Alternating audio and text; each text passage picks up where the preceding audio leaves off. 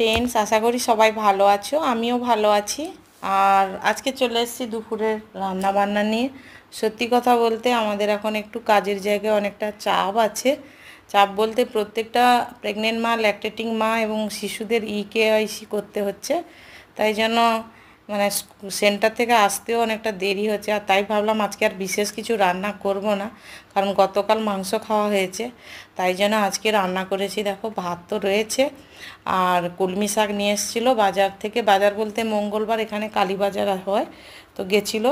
একটু চিংড়ি মাছ আর শাক এগুলো নিয়ে এসছে। তো শাকটা ভাজা করেছি রসুন পেঁয়াজ দিয়ে। আর একটুখানি পটল মাছ নিয়ে এসছে, আমরা তো পটল মাছ বলি, আর অনেকে শাটিং মাছ না কীরকম একটা বলে। যাই হোক, পটল মাছটা আমি আর আমার মেয়ে একটু ভালোবাসি বলে নিয়ে এসছে, সেটাকে ভেজেছি। আর রয়েছে চিংড়ি মাছ, আলু, সব মশলা দিয়ে একটা মাখা মাখা তরকারি। আজকের এই মেনু। আর স্যালাড রয়েছে। যদি ভালো লাগে ভিডিওটা লাইক করো প্লিজ।